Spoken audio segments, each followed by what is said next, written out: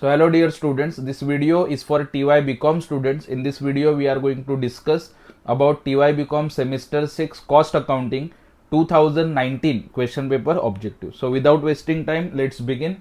So सबसे पहला question जैसे आप लोग देख सकते हो पूछा था MCQ एनी 10 आपको लिखना आउट ऑफ 12, बट मैं जैसे बोलता हूँ हर लेक्चर में 12 में से पूरा 12 अटेम्प्ट करो, जो राइट होगा आपको मार्क्स मिल जाएगा.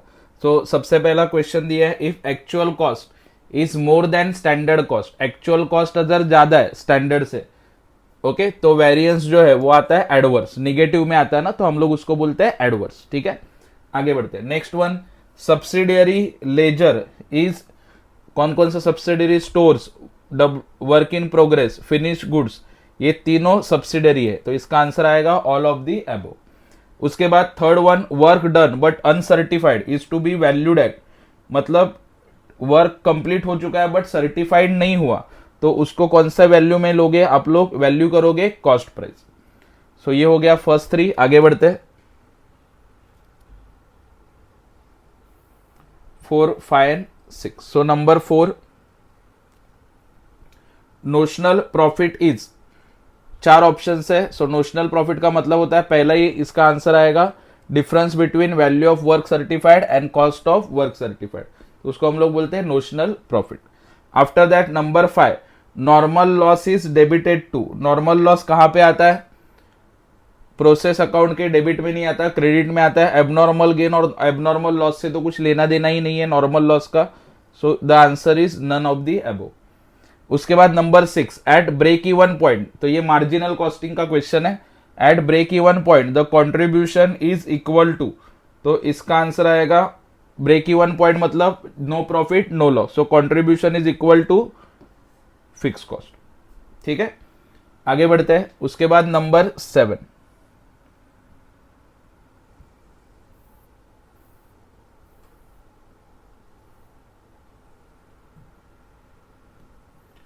amount transferred to profit and loss account out of notional profit when contract is 50 to 90% complete. ये आपको पता होगा कॉन्ट्रैक्ट कॉस्टिंग में हम लोग क्या करते हैं, डायरेक्टली नेट प्रॉफिट में ट्रांसफर नहीं करते.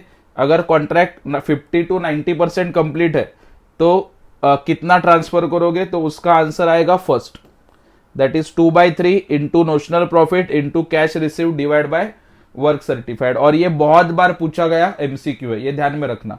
ये बाकी सब सेम है, ऊपर क्या आएगा? कैश रिसीव्ड, नीचे आएगा वर्क सर्टिफाइड. ओके, ये ध्यान रखो.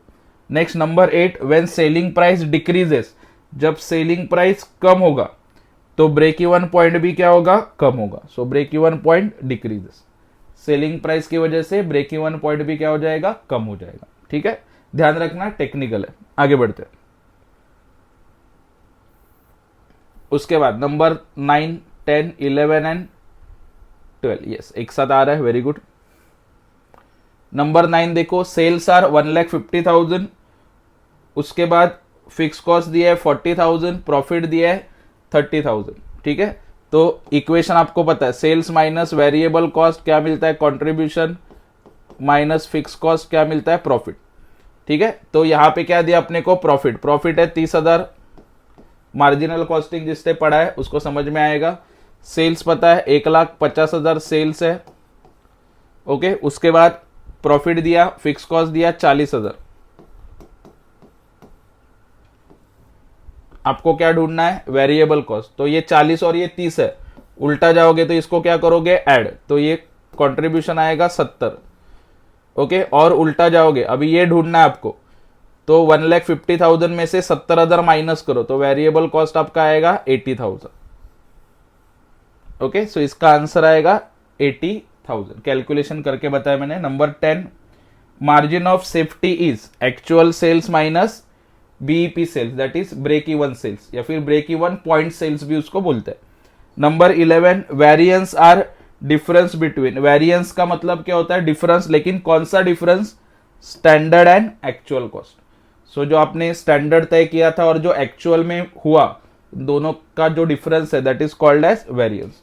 उसके बाद number 12, WIP ledger balance shows.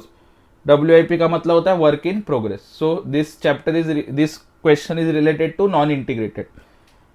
Balance shows क्या दिखाता है? Cost of unfinished work, common sense है, WIP का मतलब ये वर्क इन प्रोग्रेस, ठीक है। तो क्या दिखाएगा, कॉस्ट ऑफ अनफिनिश्ड वर्क। तो ये हो गया आपका 12 MCQ। उसके साथ क्या पूछा था, मैच द फॉलोइंग, वो भी हम लोग डिस्कस करते हैं।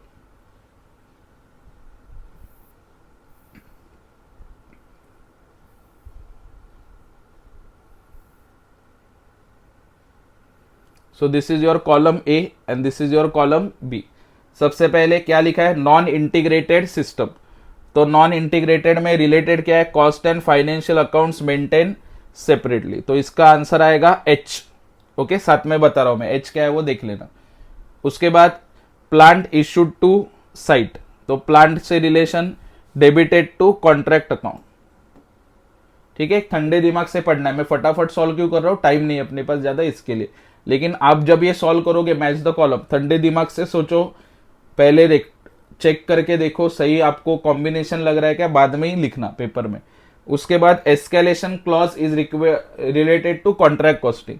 एस्केलेशन का आंसर आएगा कवर्स इंक्रीज इन कॉस्ट, मतलब कॉस्ट बढ़ता जाता है, ठीक है, एम। उसके बाद number 4 is normal loss. Normal loss से रिलेटेड क्या है, इनएविटेबल लॉस, जिसको आप अवॉइड नहीं कर सकते, उसको बोलते हैं नॉर्मल लॉस, या फिर अनअवॉइडेबल भी आप लोग बोल सकते हो। उसके बाद number 5 joint product.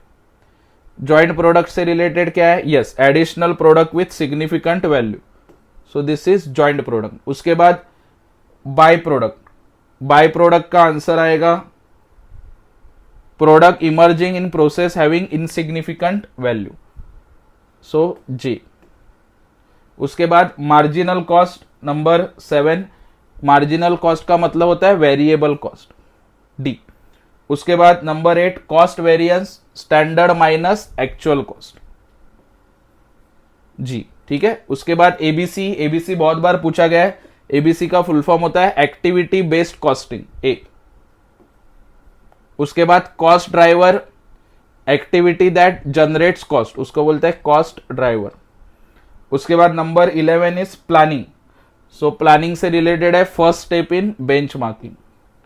And last global benchmarking, इसका आंसर आएगा बेंचमार्किंग एट ग्लोबल स्केल। अभी देखो कॉमन सेंस है, ग्लोबल ग्लोबल अगर दिमाग लगाओगे तो मैच बराबर कर सकते हो, ठीक है। तो ये था आपका match the columns of 2019 TY BCom semester 6 cost accounting. तो ये हम लोगों ने 2019 का क्वेश्चन पेपर देख लिया। इसी तरीके से 23 और 24 का भी वीडियो बनाने वाला हूं, वो भी देख लेना, आपके फ्रेंड्स के साथ शेयर करना। And all the very best for your exam.